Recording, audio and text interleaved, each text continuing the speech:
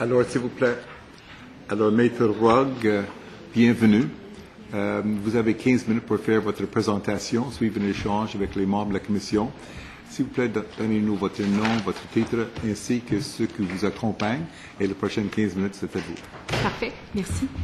Alors, je suis Delphine Roig, éthicienne clinique et avocate, présidente de l'Association québécoise en éthique clinique. Je suis accompagnée d'Émilie Guévin, qui a participé à la recherche et à la rédaction sur les mémoires, donc maître Émilie Guévin, et Michel Lorange, qui est vice-président de l'Association québécoise en éthique clinique. Merci. Alors, Monsieur le Président, Madame la Ministre, membres de la Commission, je tiens d'abord à vous remercier de l'invitation qui m'a été faite de venir partager mes réflexions sur cet important projet de loi. D'entrée de jeu, puisque j'avais l'opportunité de m'adresser à vous en tant qu'éthicienne clinique et avocate, j'ai décidé avec mes collègues éthiciens cliniques de le faire aussi à titre de présidente de l'Association québécoise en éthique clinique. Nous vous présentons donc le fruit de la réflexion de l'AQEC, on va réduire l'acronyme, dont les membres ont une grande expertise dans le réseau de la santé et des services sociaux, ainsi que dans le développement de la formation en éthique clinique pour les professionnels de la santé et pour les gens qui désirent accéder à la profession d'éthicien, si cela se peut, mais ce sera une autre discussion. Cette réflexion est soutenue par des fondements théoriques, évidemment, mais surtout par de nombreuses années sur le terrain, à constater que dans le domaine des soins, l'application stricte du droit n'est souvent pas suffisante pour permettre une mise en œuvre qui fasse sens pour toutes les personnes impliquées, qui soit justifiée dans les circonstances et qui permette d'élaborer un plan d'action qui respecte à la fois les valeurs du patient et celles des soignants. Nous vous présentons aussi, en annexe du mémoire qui vous a été soumis, des commentaires spécifiques sur les articles du projet de loi sur lesquels on ne reviendra pas aujourd'hui dans notre présentation. Nous nous sommes attardés à ceux qui, selon nous, poseraient le plus de difficultés d'application compte tenu de notre expérience sur le terrain. Donc, la réflexion amorcée au Québec concernant les soins en fin de vie touche particulièrement des éthiciens cliniques qui, de façon quotidienne, sont interpellés par des soignants, des patients, des familles et des gestionnaires qui doivent prendre des décisions parfois difficiles, toujours porteuses de valeur. Ce projet de loi vient notamment créer de nouveaux actes cliniques, imposer de nouvelles obligations pour les soignants et les établissements du réseau de la santé et services sociaux, créer de nouveaux droits pour les patients, leurs proches, et en ce sens, modifier certains rapports entre des valeurs portées de façon individuelle, professionnelle et collective.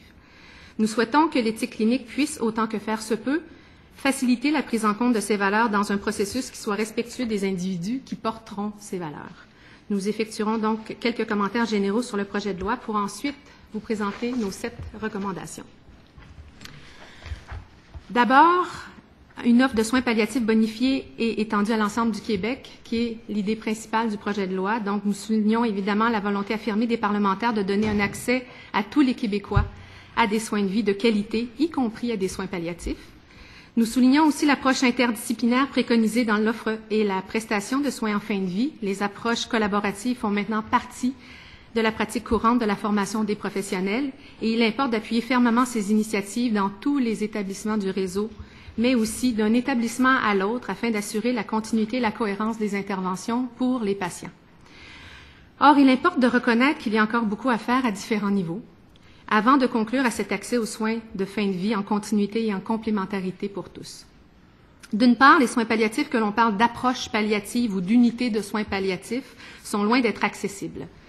Manque de lits destinés aux soins palliatifs, manque de professionnels formés, difficulté de plusieurs médecins de passer du curatif au palliatif, préjugés des soignants, des patients, des familles, de même que refus de certains patients et proches d'une approche palliative et difficultés de la société en général à accepter la fin de vie.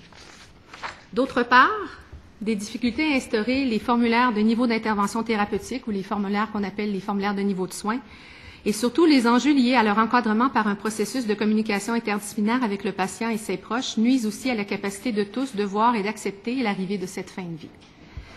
La difficulté pour plusieurs professionnels à passer du curatif au palliatif est une réalité encore plus exacerbée dans les milieux de soins tertiaires et quaternaires.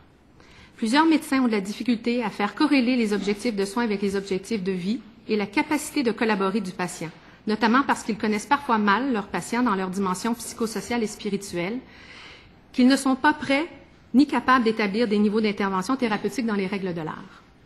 L'arrivée du projet de loi aura nécessairement un impact sur ces médecins qui recevront des demandes d'aide médicale à mourir et leur capacité de pouvoir y répondre adéquatement dans le respect du patient, d'eux-mêmes et des autres membres de l'équipe qui devront mettre en œuvre ces demandes. Beaucoup de facteurs ont ainsi un impact sur l'accessibilité à des soins, dont notamment les pratiques professionnelles, l'organisation des services dans un établissement et des décisions à différents paliers. Nous n'aborderons évidemment pas ces facteurs ici, mais nous croyons que la promulgation de la loi concernant les soins de fin de vie amènera des modifications importantes à tous ces niveaux. L'aide médicale à mourir, un processus humain attentif aux personnes y participant. Notre souci principal dans la réflexion que nous avons menée concernant l'aide médicale à mourir, influencée par notre pratique auprès de nombreux établissements au cours des ans, consiste à ne pas laisser le poids moral de la décision et du geste à une seule personne. Ni le médecin, ni le patient, ni un proche. Nous proposons une approche plus prudente, invitant à prendre un temps d'arrêt, compte tenu de l'importance de la décision et de l'irréversibilité de l'acte une fois posé. La légalisation de l'aide médicale à mourir amènera des changements majeurs dans les pratiques professionnelles et organisationnelles du réseau. Nous estimons que l'aide médicale à mourir n'est pas un geste anodin et qu'il ne faut pas banaliser les effets qu'elle aura sur les patients, leurs proches, les professionnels et les équipes soignantes. Nous anticipons que de demander et de poser un tel geste, de même que de le refuser, dans certains cas, engendrera de la détresse morale, pour laquelle nous devons prévoir des mécanismes pour prendre soin et tenir compte des valeurs de toutes les personnes impliquées. La légalité d'un acte n'a pas toujours l'effet de le rendre acceptable d'un point de vue moral ou d'empêcher le malaise qu'il peut susciter aux personnes qui y participent. En ce sens, il est primordial d'instaurer une structure simple et flexible qui aura pour fonction d'aider les professionnels, l'ensemble de l'équipe soignante, les patients et les proches à prendre du recul par rapport à la décision. Plusieurs recherches démontrent que le fait pour les intervenants d'une équipe de ne pas avoir participé à la réflexion sur une décision de fin de vie peut engendrer de la détresse morale. Nous croyons que les décisions liées à l'aide médicale à mourir auront ce même impact si elles ne sont pas prises dans une démarche de collaboration interprofessionnelle avec le patient et ses proches. Les 7 propositions donc de la CEQ, d'abord modifier la définition de soins de fin de vie dans l'article 3 du projet de loi. Nous sommes très sensibles aux commentaires formulés par la majorité des professionnels œuvrant actuellement dans le domaine des soins palliatifs, lesquels ont de grandes réticences avec la légalisation de l'aide médicale à mourir et l'ajout de ce nouveau soin. Il faut savoir que pour plusieurs d'entre eux, au-delà des considérations déontologiques ou légales, c'est le sens même du soin et de leur intervention qui est inexorablement modifié. Il faut aussi savoir qu'au cours des 20 dernières années, les spécialistes des soins palliatifs ont dû souvent mener des batailles dans leur établissement pour garder le peu de lits qu'ils ont, pour que leurs collègues leur réfèrent des patients en temps opportun, pour qu'ils soient intégrés plus tôt dans les soins de certaines clientèles afin d'aider la prise en charge optimale de la douleur et pour changer une certaine perception négative du public. Il faut donc, dans un souci éthique, tenter à la fois de respecter les demandes légitimes des citoyens qui veulent des soins de fin de vie, dont l'aide médicale à mourir, qu'on nomme l'autonomie, tout en respectant les professionnels qui donneront ces soins, donc respecter leur désir de bienfaisance et de non-malfaisance. Pour ce faire, nous suggérons de recadrer le processus pour y voir une opportunité de rencontre humaine, une démarche dans une décision partagée, au lieu d'une réponse à un droit ou à une obligation. Une approche d'éthique relationnelle au lieu d'une approche utilitariste ou déontologique. Les soins de fin de vie comportent une quantité d'interventions et d'actes thérapeutiques à la fois cliniques, psychologiques, sociaux et spirituels qui visent à accompagner une personne dans le processus qui mènera à sa mort.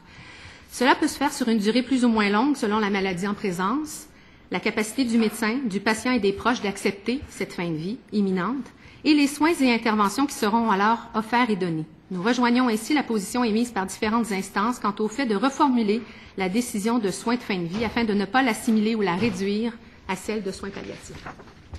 Deuxième recommandation, assurer une démarche interdisciplinaire à tous les niveaux et la prise en compte des dimensions biologiques, psychologiques, sociales et spirituelles. Conformément à une vision globale de la personne et aussi à l'esprit de la loi sur les services de santé et services sociaux, le patient en fin de vie doit pouvoir voir l'ensemble de ses besoins pris en compte et évalués afin d'établir un plan de soins qui corresponde à ses besoins et ses valeurs. Le projet de loi de 52, bien qu'il aborde la question de l'interdisciplinarité, fait bien peu de place à toutes ces étapes nécessaires à l'évaluation d'un patient en vue d'établir ses besoins et ensuite de proposer un plan de soins et services interdisciplinaires. On insiste beaucoup sur le rôle du médecin, mais il importe selon nous que la détermination de l'ensemble des soins de fin de vie se fasse en interdisciplinarité, surtout lorsque l'on vise la continuité et la cohérence. Le modèle traditionnel d'un médecin avec son patient dans une dyade est plutôt rare dans la pratique. Merci.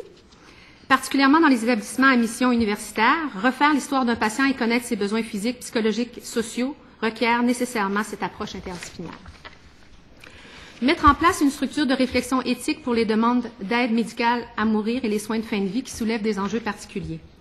La réflexion éthique est inhérente à la pratique des soins. Plusieurs professionnels de la santé ont d'ailleurs été sensibilisés aux concepts éthiques lors de leur formation professionnelle. Or, la connaissance des principes théoriques ne permet pas nécessairement d'assurer une meilleure prise de décision au chevet. L'exercice de la médecine et des autres professionnels de la santé s'effectue aujourd'hui dans un contexte éminemment complexe où les conflits de normes et de valeurs sont inhérents à la pratique. Nous constatons dans notre pratique de consultation, par exemple, que dans un CSSS, sur 92 consultations effectuées en 2012-2013, plus de la moitié touchaient les limites de l'intervention, qui ne sont pas convenues entre l'usager et le soignant. 43% des consultations touchent à des problèmes de communication quand le personnel n'aborde pas l'orientation clinique avec le patient, et 37% des consultations touchent à des situations qui concernent les droits des usagers. Or, les consultations en éthique arrivent souvent beaucoup trop tard dans l'épisode de soins, alors que les conflits sont bien installés, les positions ancrées, la communication brisée. C'est en ayant ces situations en tête que nous proposons une approche proactive et préventive afin de s'assurer d'une meilleure délibération et d'une prise de décision qui tiendra compte des valeurs des personnes impliquées. D'ailleurs, plusieurs établissements se sont conformés aux récentes exigences du processus d'agrément Canada, leur demandant d'instaurer des structures en éthique dans les établissements. Ces structures sont donc présentes et devraient être utilisées afin de soutenir les équipes, les patients et les proches quant aux demandes d'aide médicale à mourir et dans les problèmes soulevés par la fin de vie et les soins. Nous suggérons que ces instances soient incorporées aux équipes de professionnels formés aux soins de fin de vie qui seront interpellés par l'application du projet de loi. Assurer un processus, quatrième proposition, assurer un processus de discussion continue autour des questions de fin de vie et non pas seulement respecter les volontés.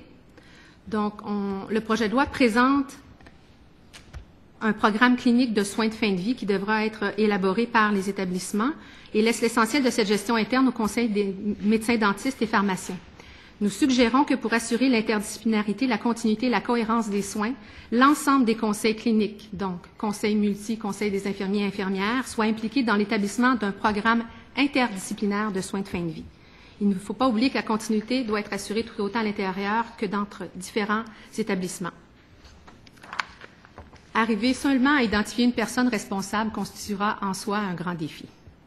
Cinquième, incorporer la notion d'objection de conscience pour les autres professionnels de la santé.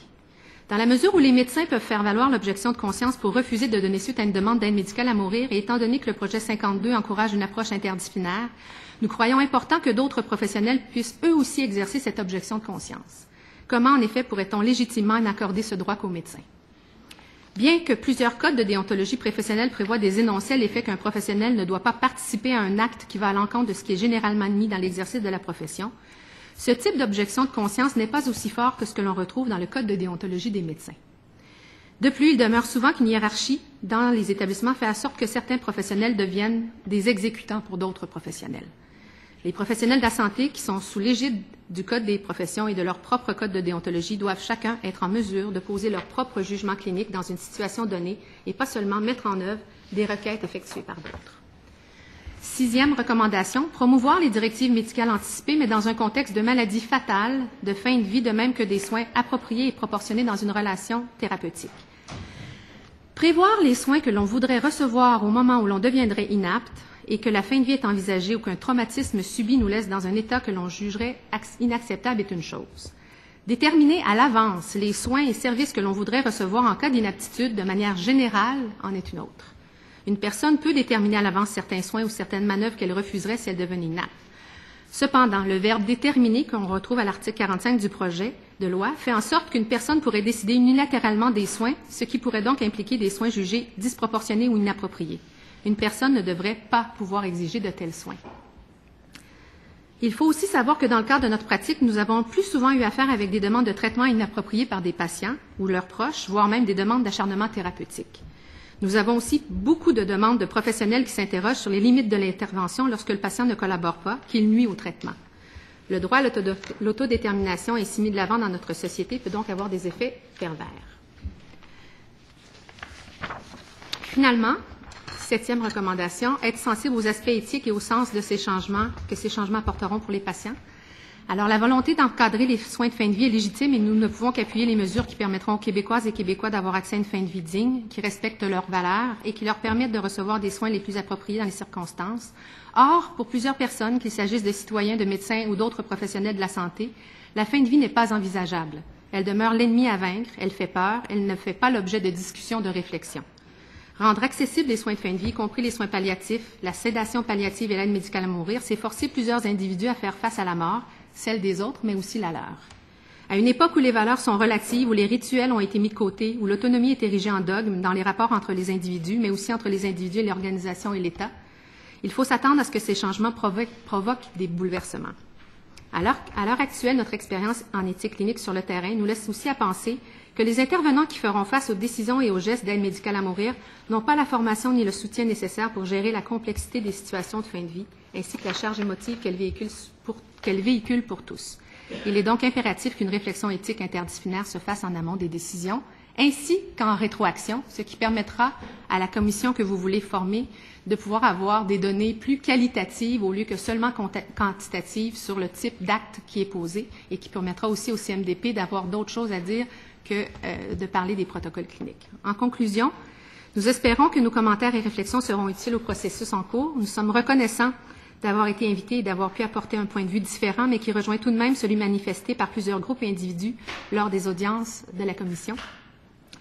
La recommandation la plus importante pour nous demeure celle invitant à procéder à une délibération éthique lors d'une demande d'aide médicale à mourir afin que toutes les dimensions de la personne soient prises en compte, de même que soit réalisée une clarification des enjeux et valeurs. Ce processus permettra de faciliter la mise en œuvre de la décision et son adhésion par tous parce qu'elle fera sens et non pas seulement parce que c'est ce que le patient désire ou ce que la loi exige. La demande de mort ne doit pas être l'option faute de mieux, mais l'option la meilleure dans les circonstances. La réflexion doit donc précéder la modification de la norme. C'est ce que vous proposez avec les réflexions en cours depuis 2 ans. Mais il ne faut pas oublier qu'en rendant l'aide médicale à mourir légale, on ne règle pas le malaise éthique des individus qui la demandent, ni celui de leurs proches qui y assistent, ni celui de ceux qui doivent y répondre en acceptant ou en refusant. Merci. Merci, Maître Roy, pour votre présentation. Maintenant, pour le premier bloc de mouvement, Madame la ministre. Oui, bonjour. Merci, Monsieur le Président. Donc, bonjour, Maître Roy, Monsieur Lorange et Maître Guévin. Donc, merci beaucoup d'être parmi nous. Je pense que vous apportez un éclairage différent et très intéressant. Donc, je vais avoir un certain nombre de questions, évidemment. Peut-être juste vous dire d'entrée de jeu, parce qu'il y a beaucoup de gens qui viennent nous faire des commentaires excessivement pertinents et à différents points de vue. Puis, moi, je veux juste dire qu'on ne peut pas tout mettre et tout régler dans un projet de loi non plus. Donc ça, c'est important de garder ça à l'esprit. Un projet de loi, c'est là dans un objectif assez clair.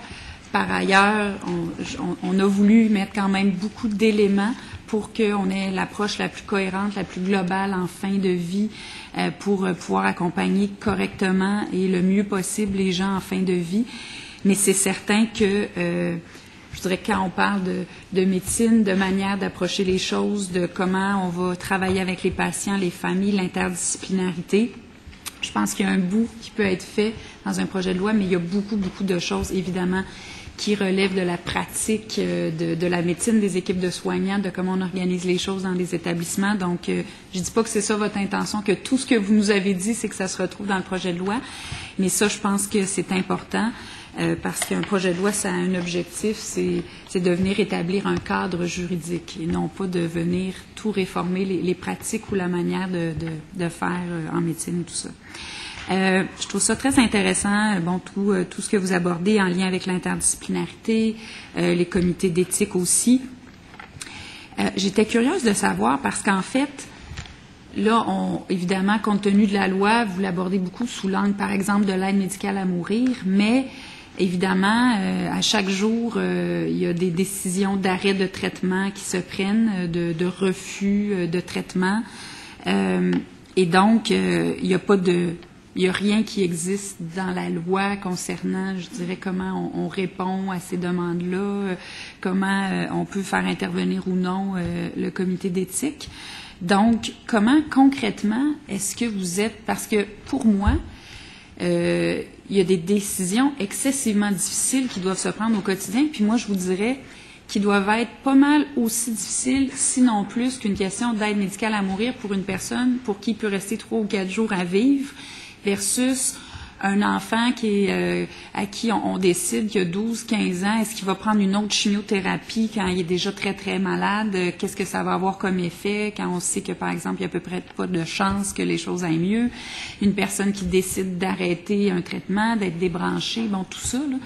Donc, il y a des décisions, je dirais, tout aussi complexes, sinon plus, qui se prennent au quotidien pour des gens qui ne sont pas nécessairement en fin de vie, des décisions d'arrêt de traitement, alors que les traitements pourraient potentiellement avoir un effet très bénéfique.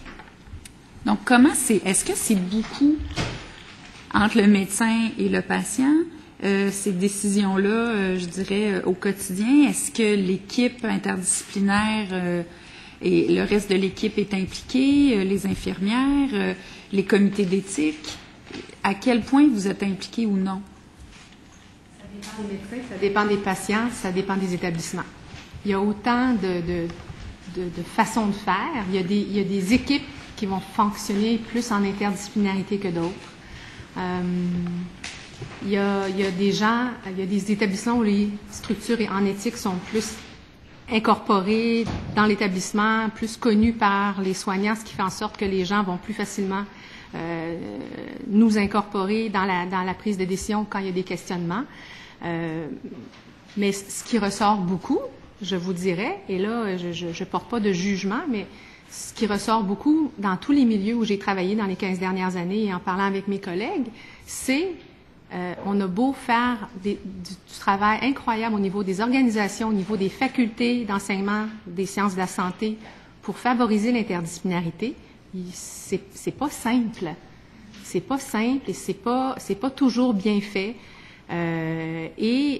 C'est encore très hiérarchisé, on travaille encore beaucoup en silo malgré tout. Donc, je dis pas qu'il y a rien qui a été fait. Il y a des endroits où ça fonctionne bien, il y a des choses dans certaines équipes où c'est plus mis de l'avant, mais les endroits, de façon, je dis peut-être pas majoritaire, mais souvent c'est pas évidemment ça peut jamais être parfait, mais ce que à la fois les médecins, les infirmières, les travailleurs sociaux, même les préposés aux bénéficiaires nous disent le plus, c'est le manque de communication. C'est le fait qu'on ne sait pas où est-ce qu'on s'en va avec le traitement, c'est le fait que le patient n'a pas été informé de certaines choses, c'est le fait que le patient est incohérent ou agit pas en conformité avec les demandes qu'il nous fait. Et là, les soignants nous disent, on fait quoi maintenant? Comment on peut continuer les soins si en même temps, lui, il fait pas... Donc, c'est très, très, très complexe. Et dans une société, un peu comme on le disait dans notre présentation, où les droits individuels prennent beaucoup, beaucoup de place, ce que je ne dis pas que c'est pas correct, mais ça fait en sorte que tout de suite, on érige deux pouvoirs. On érige le pouvoir du professionnel qui veut demeurer quand même assez autonome dans sa façon de travailler et le patient. Mais là, le professionnel, il est autonome avec d'autres gens aussi. Donc, dans quelle mesure ces autres gens-là lui permettent aussi de faire... Ça arrive tellement souvent que il y a des gens qui viennent me voir puis on se rend compte que la décision d'un professionnel empêche ce professionnel-là d'exercer son rôle à lui auprès du patient parce qu'il n'y a pas de communication. Donc, je sais que vous ne pouvez pas tout régler dans le projet de loi, c'est pas ça l'objectif, mais déjà en positionnant très fortement, et je reprends les propos de M. Bolduc par rapport à la compassion, à l'autonomie, le fait de l'ériger, votre projet de loi, de cette façon-là, vient renforcer quelque chose qui est déjà très présent et problématique dans notre réseau de la santé. Donc, j'insisterai davantage sur l'interdisciplinarité et le fait de laisser tout le pouvoir à l'interne au DG et au Conseil des médecins dentistes et pharmaciens, mais on vient encore favoriser ou nuire à l'interdisciplinarité qu'on semble vouloir créer. Donc, je sais que les protocoles cliniques vont devoir être faits, mais si vous ne le mettez pas dans votre projet de loi, ça va être beaucoup plus facile pour certains de dire, de toute façon, c'est le CNDP qui décide. Madame la ministre. Je vous dirais que pour certains, on va déjà loin dans le projet de loi en s'immisçant dans certaines prérogatives des établissements, là, parce qu'on dit comment ça va devoir être élaboré et tout ça. Là, on viendrait dire, on ira encore plus loin en disant, dans le fond, on va vous dire comment il faut que vous consultiez donc les autres membres, les autres équipes. Hier, les infirmières allaient un petit peu dans le même sens que vous. Là, je vous dis pas que je considère pas ça, mais je vous dis juste que nous, il faut regarder c'est quoi notre rôle aussi, versus ensuite l'autonomie, le rôle des établissements, et que ce travail-là, où je dirais cette sensibilisation et cet avancement qui doit être fait vers l'interdisciplinarité à laquelle j'adhère, là. Mais je pense aussi que tout le monde a sa sphère d'autonomie là-dedans, y compris les établissements qui, oui, certaines obligations sont créées. Après, à savoir jusqu'où on doit leur dire et leur donner la recette pour qu'ils appliquent les obligations qu'on crée, il faut quand même, je pense, faire attention à cet égard-là. Donc, il y a certaines choses qu'on peut peut-être faire. Déjà, il faut voir qu'il y a un certain nombre de choses qui sont demandées aux établissements et jusqu'où on peut aller. Je vous le dis, là, je ne dis pas que je vous entends pas, mais je veux que vous compreniez que quand je dis aussi qu'un projet de loi ne peut pas tout régler, il ne peut pas venir définir comment on travaille tous ensemble en collégialité puis qu'on échange l'information entre les différents professionnels et il y a une limite à ce qu'une loi peut faire et ce qu'on peut imposer aussi comme gouvernement ou législateur. Donc, je comprends votre intention. Je comprends aussi que c'est votre rôle de venir nous faire part de ça, mais je pense qu'il faut aussi comprendre l'objectif puis les limites aussi d'un projet de loi pour arriver à ça. Tantôt, vous disiez, puis je pense que c'est intéressant, mais en même temps, ça me fait me questionner. Vous disiez, il faut en venir à une décision partagée. Moi, je dirais qu'il faut, puis vous incitez beaucoup sur le dialogue continu, la discussion continue. Je pense, oui, et moi j'espère, je le répète souvent, on a consacré à l'article 2 du projet de loi l'importance d'une communication constante et continue, ouverte, transparente. Parce que je pense qu'il y a de grandes lacunes là dans les relations patients-équipe soignante, je vous dirais. Donc ça, je pense que si, en fin de vie, on peut améliorer et avoir une meilleure communication, c'est certainement fondamental. Et je pense qu'une communication continue puis un dialogue continu pourront mener à la meilleure décision possible. Mais la décision, elle revient toujours au patient. Donc, c'est pour ça que je sens que chez vous, il y a peut-être une volonté où vous n'adhérez pas complètement à ça. Quand vous parlez de décision partagée, puis on a eu une médecin de soins palliatifs qui nous faire un témoignage aussi de jusqu'où elle était allée à échanger avec son patient pour lui expliquer son point de vue à elle. Mais moi, je dois vous dire que de ce que je comprends, de tout ce qui est consacré comme principe, que ce soit dans le Code civil ou de l'évolution, je dirais, du droit et de la médecine à cet égard-là, l'autonomie décisionnelle du patient, c'est un principe très fort. Mm-hmm. Et donc, au bout du compte, c'est la décision du patient, me semble-t-il. Les gens viendraient nous dire ça. Donc, je veux comprendre ce que vous voulez dire quand vous parlez de décision partagée. Merci. Je vais vous dire ce que j'enseigne aux soignants quand je leur enseigne. Quand on leur pose la question « Qui décide des soins ?» et qu'ils me répondent « Les patients », je dis non. Il y a d'abord une réflexion, un jugement clinique qui est élaboré par un médecin, un soignant, une équipe. Il y a une offre qui est faite à un patient en fonction, évidemment, de ce qu'on sait de lui. On a fait des tests, on ne fait pas ça dans le vide. Et là, le patient accepte ou il refuse. Et là, la discussion commence. La discussion commence dans la mesure où j'accepte ou j'accepte pas. J'accepte, mais je ne suis pas trop d'accord avec ça. Et là, on entre dans une discussion. La décision partagée, pour moi, c'est là qu'elle se situe. Quand on arrive et qu'on me dit, au bout du compte, c'est le patient qui décide, oui, tout à fait, mais ça ne crée pas une obligation positive systématique pour le soignant de l'exécuter. OK? Et c'est ce petit bout-là, ce petit bout-là, que plusieurs citoyens ne comprennent pas. Plusieurs citoyens, dans la façon d'aborder leurs relations thérapeutiques, puis peut-être qu'on les a... C'est une société de cette façon-là, de toute façon, donc on oppose toujours les droits des uns à ceux des autres. La dynamique du contrat entre un patient et son médecin fait en sorte que c'est comme si on mettait deux pouvoirs qui se confrontent. Mais l'idée que je vais venir demander un soin puis que l'autre, sa job, c'est de me le donner, bien, ça ne fonctionne pas. Donc, c'est pour ça qu'on amène beaucoup la question de la discussion et tout ça, surtout pour la question de la fin de vie, parce qu'on est très conscient que plus on a une relation thérapeutique avec un médecin ou des soignants ou avec une équipe, plus on va être capable, tôt, dans un processus, par exemple, de maladies dégénératives, de maladies chroniques terminales, hein, les gens qui ont des maladies pulmonaires obstructives chroniques, les maladies rénales, les maladies cardiaques, on sait qu'à brève échéance, pour ceux qui ne peuvent pas avoir accès à des transplantations, que la mort va éventuellement survenir. Pourquoi on attendrait 2 semaines avant qu'ils meurent pour commencer à parler de fin de vie? Donc, avec ces gens-là, quand on a une réflexion, avec une discussion en continu, la décision partagée, c'est là qu'elle s'élabore. C'est dans ces moments-là, et d'ailleurs les recherches le démontrent aussi, c'est dans ces moments-là où le médecin va être capable de faire une sorte d'entente avec son patient, et là, la loi va pouvoir le permettre, de dire « je ne t'abandonnerai pas, quand tu vas être rendu au point où tu n'en pourras plus, je vais pouvoir t'accompagner parce que maintenant, j'ai les outils pour le faire. » C'est maintenant au premier bloc du gouvernement, pour le premier bloc de l'audition officielle, M. le député Jean Talon. Merci, M. le Président. J'ai adoré votre présentation. Et puis, on pourrait jaser des heures de temps. Je partage 95% de ce que vous dites. Il y a un petit 5-10%, je pense qu'il faudrait discuter, avoir cette éthique de discussion pour être capable de voir où on s'entend. La question de la décision partagée, je vous comprends, mais à la fin, il faut quand même que ce soit le patient qui décide. Et vous avez abordé quelque chose. C'est des situations très, très complexes. Et souvent, les gens arrivent dans ce type de dossier puis ils pensent qu'il y a seulement un canal, alors que chaque professionnel a sa façon de faire. Et il faut comprendre que chaque patient est un cas particulier. Et la relation entre le professionnel et le patient, c'est ce qui fait que ça va bien ou ça va pas bien.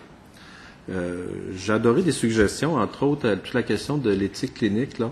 Moi, j'ai vu souvent, puis ce que vous appelez des consultations, j'en ai fait dans mon établissement, quand les gens étaient en difficulté et ne savaient pas quoi faire. Moi, je suis le président du comité de bioéthique régional, j'ai une facilité. On m'appelait puis on discutait. Ce que nous constatons, c'est que la plupart des professionnels n'ont pas à vivre ça si souvent que ça. Vous avez des équipes de soins palliatifs qui sont habituées, mais souvent, c'est le médecin de famille, le patient rentre à l'hôpital, à un moment donné, le patient, on en vit tous, mais on n'est pas nécessairement familier puis avoir de la facilité à traiter ce type de dossier. Une des suggestions que je vois qui est intéressante, moi, je pense que 85-90% des cas, là, généralement, ça va bien. C'est la loi de Pareto. Les gens savent ce qu'ils veulent. Le médecin sait comment se conduire. Ils se connaissent bien. C'est toujours des périodes difficiles. La mort, en passant, c'est juste une personne qui la vit, c'est la personne qui décède. Il faut comme s'entendre là-dessus. Il y a beaucoup d'entourages qui y ont le vivre également, mais à la fin, là, il y a une personne qui décède. 85-90% vont bien. Il y a un 5 à 10%, c'est des cas plus complexes. Et lorsqu'on arrive dans le processus décisionnel, habituellement, le 85-90%, la loi serait là, serait pas là, ça irait quand même bien. L'autre 5-10%, il faut trouver peut-être des mécanismes pour aider les gens à passer à travers. Et c'est là que ça devient intéressant, votre idée de comité d'éthique ou d'avoir une instance, un endroit où des discussions pourraient se faire ou encore les gens pourraient être supportés. La difficulté, c'est qu'on ne pense pas qu'on puisse mettre ça dans la loi à ce moment-ci, mais il reste qu'en appliquant cette loi-là, si elle passe, à un moment donné, on va pouvoir devoir constater que si chacun des C3S a l'obligation d'offrir de l'aide médicale à mourir, est-ce qu'il ne faudrait pas se poser la question, est-ce que chacun des C3S ne devrait pas avoir l'obligation d'avoir un comité d'éthique clinique où ces cas-là pourraient être référés, ou encore avoir accès à un comité d'éthique clinique, là je pense en région, parfois c'est mieux d'avoir un comité d'éthique central, où on fait seulement qu'un coup de téléphone si c'est pas compliqué, ou encore on pourrait amener un cas en discussion, où là, à ce moment-là, sans dire que ça fait force de loi, qu'il puisse y avoir des recommandations. Ça augmenterait notre niveau, probablement, de résolution de ce type de situation à 97-98%. Il y a toujours un 2-3% que c'est des cas qui sont difficiles. Je ne sais pas comment est-ce que vous voyez ça dans votre réflexion, parce que vous faites quand même une bonne réflexion, si on ne devrait pas commencer à penser, à un moment donné, à instaurer ce mécanisme pour s'assurer qu'il y a pas un droit d'appel, mais un endroit de discussion où les gens pourraient faire une meilleure réflexion pour ces cas particuliers, mais en tenant compte, puis c'est là-dessus que je veux votre opinion également, qu'il y a 90% des cas qu'on devrait laisser ça entre le patient, le professionnel, les autres et l'entourage. Maître Roy. Merci. 2 commentaires. Bien, évidemment, je ne peux pas être contre le fait qu'on veut favoriser des instances éthiques dans le réseau de la santé. C'est mon leitmotiv depuis les 15 dernières années. Sur la question du 85, 90 puis 5-10, j'ai toujours dit, puis je me trompe peut-être, mais dans mon expérience, que c'est ceux qui ont le plus besoin d'éthique qui ne nous consultent pas. Parce que ceux qui sont venus une première fois, puis qui voient que c'est un processus qui est agréable, qu'on est là pas pour juger la pratique, mais qu'on est là pour ensemble trouver la meilleure solution, puis dégager les valeurs, les émotions, puis être capable d'avoir un lieu sécuritaire, sécurisant, je ne sais pas comment le mettre là, mais où ça peut se faire, parce qu'il n'y en a pas beaucoup de ces lieux-là dans les milieux de soins. Ça permet déjà de dire, ben peut-être que je suis pas d'accord avec ce que le patient me demande, ou peut-être que j'ai un malaise, mais je comprends les valeurs qu'il y a derrière, je comprends le sens de sa demande, et je suis capable d'y adhérer parce que ça, je suis capable de le respecter. Le travail que l'on fait au quotidien, essentiellement, c'est ça.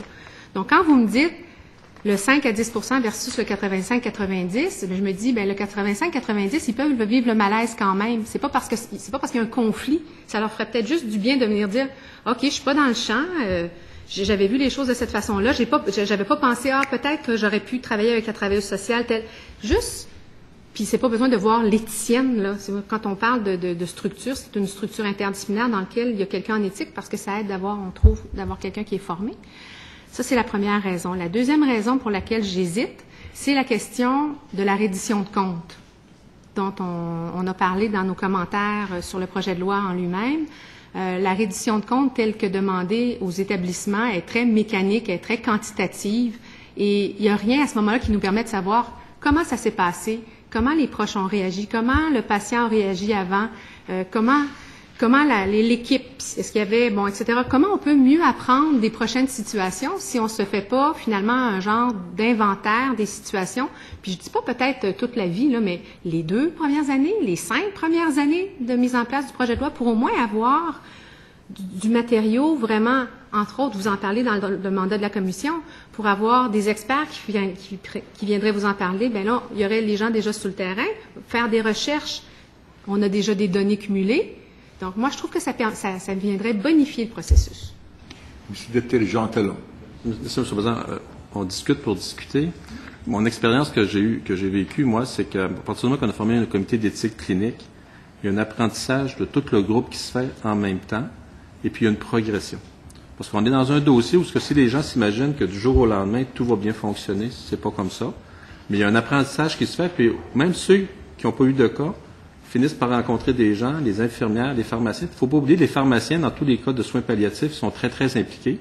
Et souvent, nous autres, compte tenu que c'est des petites équipes en pharmacie, puis on a des grandes équipes au niveau des soins infirmiers, souvent, c'est plus les pharmaciens qui nous amènent les problématiques. Puis le soulagement de la douleur, entre autres, c'est beaucoup maintenant le travail du pharmacien en collaboration avec les médecins, avec l'application par les infirmières. Tout ce travail-là interdisciplinaire, vous le retrouveriez au niveau de l'éthique clinique. Et l'objectif, au début, quand on demande des redditions de comptes, les gens, là, c'est comme un professeur, un étudiant, on aime moins ça. Mais comme professionnel, travailler interdisciplinaire avec un comité auquel on pourrait avoir recours, dans lequel les cas difficiles pourraient être évalués. Pour les cas qui sont pas trop difficiles, qui n'ont pas besoin, moi, personnellement, je trouve que quand quelqu'un est à l'aise, puis ça va bien, puis tout le monde semble satisfait, il ne faut pas rentrer de la bureaucratie ou une étape de plus. Ne serait-ce que dire, on va tout faire de l'éthique clinique pour faire de l'éthique clinique. Gardons nos énergies pour les cas qui vont être plus difficiles, puis il va en avoir. Entre autres, vous parliez de la question de la futilité des traitements. C'est un grand élément là-dedans, c'est qu'à un moment donné, le patient peut vouloir quelque chose, mais si le médecin juge que c'est un soin futile, il faut qu'il soit capable de lui dire non. Et si le patient n'a pas de satisfaction, il faut peut-être aller chercher une autre instance pour expliquer pourquoi c'est comme ça. Mais ça, ce serait des mécanismes, ça qui serait très constructif à mettre en place. À partir du moment qu'on met une obligation d'offrir l'aide médicale à mourir, moi, dans ma tête, il faut qu'on ait du soutien quelque part. Puis quand les gens nous disent on va mettre de l'aide, les gens s'imaginent des psychologues, des travailleurs sociaux, c'est pas ça, là. Ça prend des gens qui font une réflexion. Puis moi, pour encore là l'avoir vécu, j'ai vu de partir d'un établissement où on installait des solutés à des gens en fin de vie, à la fin, on était beaucoup plus dans le tender love care, là, où on aide les gens à mourir pas avec des solutés dans le bras, mais beaucoup plus avec de la compassion. Moi, ce serait la réflexion que je ferais. Puis le projet de loi ne peut pas prévoir ça, sauf que lorsqu'on va discuter du projet de loi, une des réflexions qu'on devrait se faire, c'est quoi le mécanisme qu'on offre aux professionnels dans des situations difficiles, de façon à ce qu'ils puissent consulter, puis apprendre, puis surtout agir pour le bien de leurs patients. Maître Roy. Le médecin peut être à l'aise, mais l'équipe ne le sera pas. Puis souvent, c'est la décision du médecin qui va primer. Et nous, on travaille beaucoup avec les équipes qui ont des problèmes parce qu'ils ont l'impression que le médecin a posé des gestes ou a pris des décisions unilatérales sans les consulter. Donc ça, pour moi, je reviens encore là-dessus, je suis désolée, mais c'est un peu la réalité pour nous. J'avais un autre commentaire, puis j'ai oublié, mais... Ici, le député Jean Talon. Au moins, on se rejoint à un endroit. Moi, je ne cherche jamais toujours être d'accord à 100% avec le monde. Là. Vous êtes médecin, fait que vous avez votre propre cadre théorique aussi. Je me permets le commentaire. Ça m'appétit, j'ai une bonne formation là-dessus aussi. Puis je crois beaucoup dans l'interdisciplinarité. Donc, entre autres, je suis d'accord avec vous sur un autre point. On a beaucoup donné au CMDP, mais on n'a pas assez tenu compte du CI, du CM. Même au niveau de la commission, ça prend les autres professionnels. On parle des travailleurs sociaux également. Et le problème, lorsqu'on fait une loi, puis on donne tout de suite l'autorité à un endroit, les autres, avec le temps, sont négligés. L'autre élément que j'ai mis dans votre présentation, c'est qu'on a tendance à dire, bon, DSP, CMDP, directeur général, je pense qu'il faut le revoir plus dans une perspective interdisciplinaire et peut-être laisser le choix à l'établissement, c'est quoi les meilleures personnes pour être capable d'agir à différents niveaux. À ce moment-là, sur le long terme, on va se créer une équipe interdisciplinaire beaucoup plus forte que de donner le pouvoir seulement qu'aux médecins.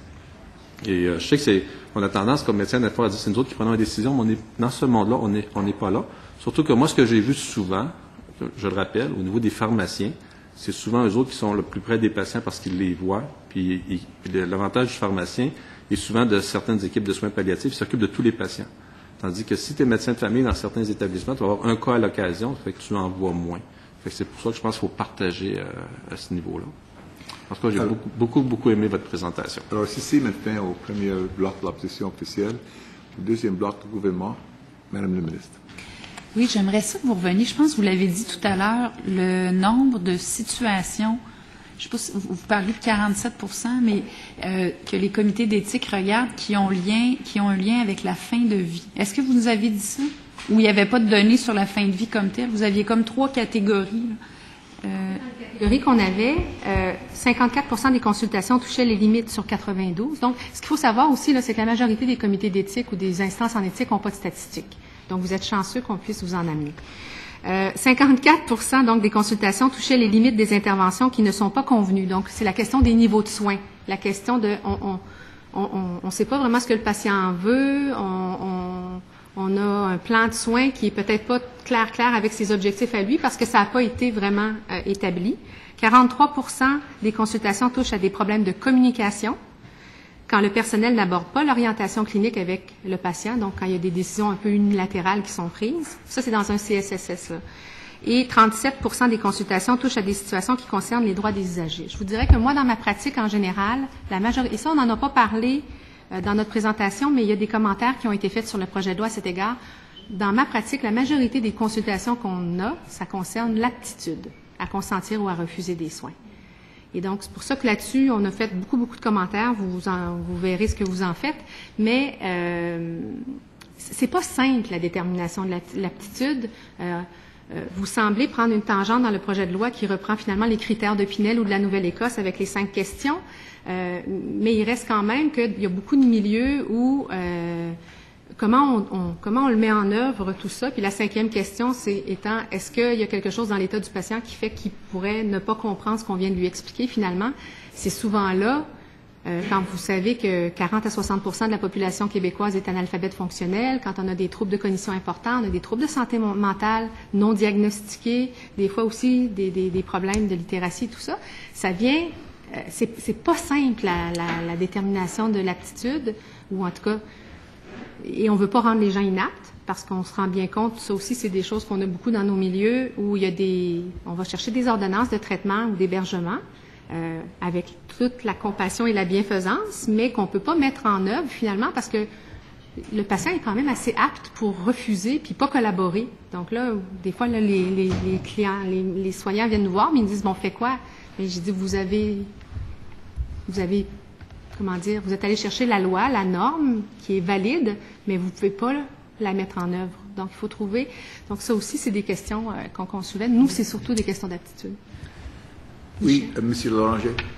Si je peux me permettre un ajout, d'ajouter un commentaire, en partant des statistiques, puis il y a certains établissements qui ont mesuré que les niveaux de soins, de façon générale, quand les patients en avaient besoin, n'étaient pas complétés plus qu'à 30 ou 40% des cas. Qu'est-ce que ça veut dire? Avec les statistiques signifient la même chose. Ça veut dire que c'est difficile d'aborder les questions de fin de vie ou de fin de traitement avec une personne, quelle qu'elle soit, quelle que soit la condition. C'est difficile. Et souvent, on l'évite. Et de pas... Vous dites un projet de loi ne peut pas tout régler, mais en même temps, de ne pas dire on doit avoir dans la question la plus difficile, c'est-à-dire aider une personne à mourir, ne pas avoir de délibération éthique qui soit dans un mécanisme déjà présent. Ça veut dire qu'il va y arriver des situations, puis je rejoins ce que M. Bolduc dit, probablement que la plupart des situations, ça va bien aller, mais il va y avoir des situations où on n'aura pas abordé ça, et là, ça va être tout croche. Puis on va le faire de façon un peu cavalière et il va y avoir des malaises partout dans l'équipe, dans la famille. Et c'est ça qu'on veut éviter. C'est pour ça qu'on se dit, dans ces situations délicates, il doit y avoir des mécanismes de délibération éthique. Permettre à chaque personne d'exprimer ses valeurs et de le faire en groupe pour aller chercher une certaine neutralité et permettre de le faire en paix comme soignant après ça. En disant, au moins, on a pu s'exprimer. Madame la ministre. Je vais vous dire que vous n'avez pas à me convaincre sur le bien fondé de ça puis d'une telle démarche. Ce sur quoi je suis pas convaincue, mais je pense pas que c'est ça nécessairement que vous demandez, c'est de systématiser ça pour tous les cas. Parce que je pense justement que ça ne serait pas nécessairement un plus. Et je pense aussi qu'il faut faire attention à une chose. Pour ça que je vous dis, là, on fait un projet de loi sur la fin de vie, je pense que c'est très important. Mais les problèmes que vous soulevez n'ont pas trait qu'à la fin de vie. Et il y a aussi ça qu'il faut garder à l'esprit, parce que si on vient mettre des choses dans un projet de loi en fin de vie, est-ce qu'à contrario, ça veut dire que pour le reste, c'est pas nécessaire? Donc, alors que c'est pour ça, moi, je reviens là-dessus, parce que je trouve ça très important. Là. C'est la même chose pour l'aptitude. Là, il y a des groupes, c'est normal, là, mais là, l'aptitude en fin de vie, c'est certain qu'il y a des défis. Là. Puis après vous, on va entendre des gens qui vont venir nous parler spécifiquement de ça. Je pense qu'il faut en être très conscient. Mais elle est là aussi présente quand quelqu'un accepte des soins qui peuvent être invasifs, qui peuvent ne pas donner nécessairement les résultats escomptés. Et je pense que traditionnellement, compte tenu aussi que c'est plus facile et que la communication peut être plus difficile quand on refuse des soins ou quand on est en fin de vie ou tout ça, c'est plus confortable pour l'équipe des fois que la personne accepte, même si on se dit pas sûr que c'est la bonne affaire. Puis on va être moins porté dans ce temps-là à se compliquer la vie, je vous dirais, alors qu'on devrait peut-être se la compliquer. Mais tout ça pour vous dire que je reçois 10 sur 10 ce que vous nous dites et ça va mijoter aussi sur comment on peut travailler ça, donner une impulsion. Puis je serais très intéressée aussi éventuellement à ce qu'on puisse regarder ça plus étroitement. Mais pour moi, c'est qu'on peut pas, quand on est dans des questions aussi fondamentales d'organisation, de communication, de dialogue, d'éthique, je dirais compartimenter fin de vie versus tout le reste de la relation équipe soignante. Là, je ne dis pas médecin-patient, je dis équipe soignante-patient. Je sais que vous aviez la main levée. Non, ça va. OK. Bien, vous pourrez commenter. Non, je voulais venir sur deux choses peut-être plus pointues. L'objection de conscience et les soins futiles. Deux choses très importantes. 3 minutes, c'est bon. Donc, les soins futiles. Je suis 100% d'accord avec vous.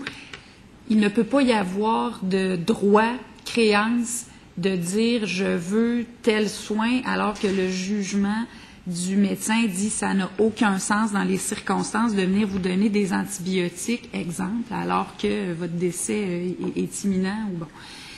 Je dois vous dire, on s'est posé la question à savoir s'il fallait écrire ça noir sur blanc dans le projet de loi. Et vous savez, c'est dans le code de déontologie des médecins. Donc, ça n'a pas l'air de vous convaincre, mais non, bon. Alors, je vais vous entendre. La question, je vous dis, c'est un réel défi. Il y a beaucoup de choses importantes dans le code de déontologie des médecins. Et si on se met à mettre une chose et pas les autres, qu'est-ce que ça envoie aussi comme signal? Parce que l'article 50 du code de déontologie, là, j'ai demandé qu'on me les sorte, parce qu'on a eu ce questionnement-là, puis finalement, on ne l'a pas mis dans le projet de loi. il y a l'article 50 qui vient dire ça, que donc ne peut fournir un soin ou émettre une ordonnance que si ceux-ci sont médicalement nécessaires. Donc, c'est fondamental, c'est là. Mais il y a aussi, ne doit pas diminuer les capacités physiques, mentales ou affectives d'un patient, sauf si cette diminution est requise pour des motifs préventifs, diagnostiques ou thérapeutiques. Donc, vous savez qu'il y a beaucoup d'éléments là-dedans qui, en fin de vie, sont importants aussi. Et donc, si on se remet dans la loi, c'est certainement pas une approche en général dans notre tradition civiliste de tout remettre comme ça. Donc, il y a un enjeu. Ça, c'est plus un enjeu de légiste. L'autre chose, objection de conscience. Moi, je pense que les ordres, on ne peut pas venir nous prévoir dans le projet de loi quelque chose que les ordres professionnels n'ont pas prévu eux-mêmes. Le cas des infirmières en est un. Dans leur code de déontologie, ne sont pas allés à prévoir cette obligation-là, donc on ne le prévoit pas, mais on prévoit que pour ceux qui l'ont prévu, évidemment, ça doit être respecté. Oui. Merci, pardon, je ne veux tellement pas perdre mon temps. Objection de conscience, je suis d'accord. C'est juste qu'on voulait vous sensibiliser à la réalité terrain, parce que ça aussi, c'est un enjeu quand on a un médecin qui peut s'objecter, mais que l'infirmière, on lui dit, ben là, si c'est un soin qui est acceptable, vous devez le faire. C'est plus difficile pour elle à le gérer. Donc, dans le fond, on voulait vous sensibiliser. Ce qu'on travaille, nous, à notre niveau, c'est avec nos organisations, avec les équipes, les supérieurs, les gestionnaires, pour leur dire comment on peut permettre à nos autres soignants de manifester leur objection de conscience sans se faire taper sur les doigts, bon, etc. Donc, c'était plus pour vous sensibiliser. La question des soins futiles, écoutez, moi, j'adore le code de déontologie des médecins. Je dis toujours qu'il est tellement clair que je ne comprends pas pourquoi les médecins, quand ils veulent ne pas faire des soins disproportionnés ou inappropriés, s'en prévalent pas plus. C'est certain que j'entends les craintes de poursuite, puis souvent... S'il vous plaît. Souvent, c'est ça le problème. Je vais juste vous dire une chose. Procréation médicalement assistée. Est-ce que, présentement, tous les cas où des femmes ont accès à la procréation assistée sont des cas de fertilité? Non. Donc, il y a encore des médecins qui donnent des soins qui ne sont probablement pas appropriés dans les circonstances, bien que le code soit clair. Je me dis juste, mentionner dans votre projet de loi soins inappropriés, proportionnés dans un jugement clinique, vous venez de répondre à la question. Si maintenant, au bloc du gouvernement, pour le deuxième bloc de l'opposition officielle, Madame la députée Gatineau. Merci, Monsieur le Président. Alors, merci beaucoup. Je vais plutôt orienter mes questions sur les modifications que vous proposez à différents articles du projet de loi, parce qu'on n'a pas eu, on a parlé beaucoup d'éthique et c'est super important, mais il y a des modifications qui, à mon avis, sont tout aussi importantes. Et j'imagine que derrière chaque modification, il y a une réflexion. À l'article 2, vous suggérez d'inclure la notion de besoins biologiques, psychologiques, sociaux et spirituels dans l'évaluation du traitement là, de la personne en fin de vie. Alors, j'aimerais vous entendre sur cette question. Pourquoi ajouter ces éléments-là? Ces besoins. Pardon, je suis tellement... Ces besoins-là, c'est souvent ceux-là qui sont un peu mis de côté.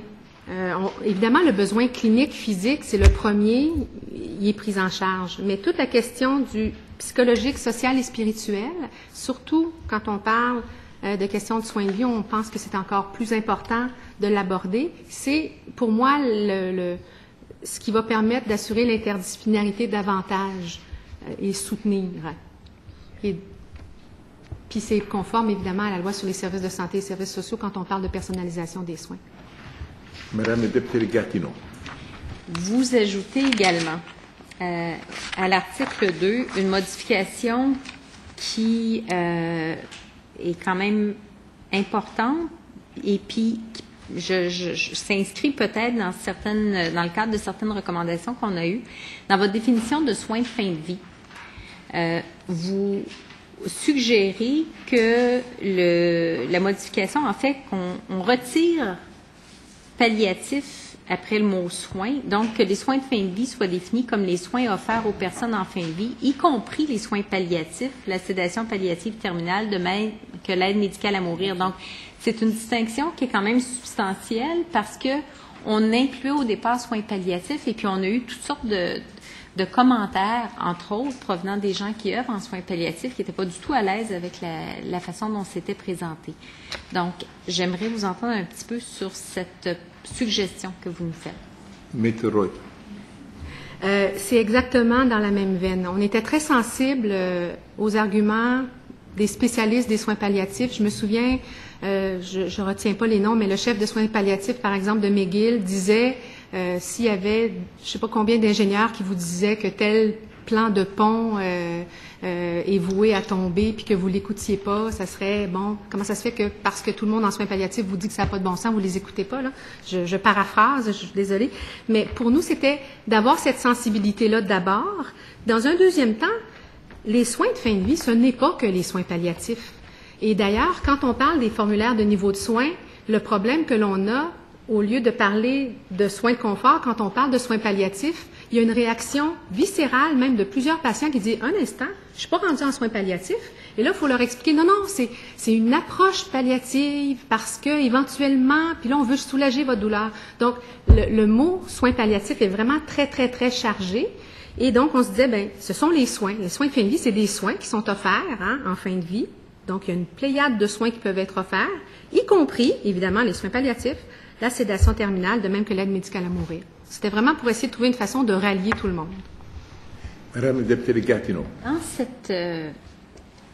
cette ligne-là, on a eu, puis vous avez sûrement entendu, on a eu des suggestions de groupes nous disant il faut faire une distinction entre les soins palliatifs et les soins de fin de vie. On devrait prendre les soins palliatifs, les traiter de façon tout à fait indépendante, ne pas les associer à l'aide médicale à mourir. C'est surtout ça. Je pense que la sédation palliative comporte moins d'objections, mais l'aide médicale à mourir, pour certains spécialistes qui œuvrent en soins palliatifs, est difficilement acceptable. Qu'est-ce que vous pensez? Parce que ça fait partie des propositions qui nous ont été faites, ça fait partie des choses avec lesquelles on doit jongler, et j'aimerais avoir votre opinion là-dessus d'un point de vue un peu différent. Comme on vous a mentionné en début de présentation, la raison pour laquelle ça accroche autant pour ces personnes-là, et là je présume, j'analyse, j'observe, c'est que vous venez changer de façon incroyable le sens que eux-mêmes donnent à leur pratique. Vous venez proposer même une définition différente de ce que l'Organisation mondiale de la santé propose. C'est pas anodin. C'est pas n'importe quoi. C'est comme toi, tu penses que tu fonctionnes d'une façon, puis tout d'un coup, on vient de dire que c'est autre chose. Donc, moi, le comment on va le faire, en autant qu'on respecte de part et d'autre l'esprit des deux, s'il faut que ça soit un projet de loi distinct, ou peut-être pas un projet de loi, mais un aspect distinct ou pas, moi, à la limite, ça sera à vous de décider, mais je pense que on ne peut pas faire abstraction de ce que ça va vouloir dire pour ces gens-là, qui, pour certains, je le répète, se sont battus pendant des années pour avoir leur place. Ça fait seulement quelques années que les soins palliatifs sont une spécialité en soi, là. Avant, là, c'était presque comme, on va l'envoyer en soins pal. Tu sais, il y avait un peu, un petit peu de la méconnaissance là, entre collègues et tout ça, un peu comme la distinction qu'on sent encore entre médecins spécialistes puis médecins omnipraticiens. Donc, c'est important d'être à l'écoute pour essayer de trouver la solution qui va être la meilleure dans les circonstances puis qui va respecter. Donc, nous, on propose un changement de mots qu'on pense qui pourrait en partie alléger dans l'inconscient, si on veut, cette lourdeur-là ou ce sens du soin. S'il faut en faire une distinction plus précise dans un projet ou dans un annexe ou quelque chose comme ça, libre à vous de le faire. Mais on ne peut pas entendre. Madame la députée Gatineau. Il y a la notion de fin de vie est aussi une notion qui est interprétée de façon très, très différente par les groupes.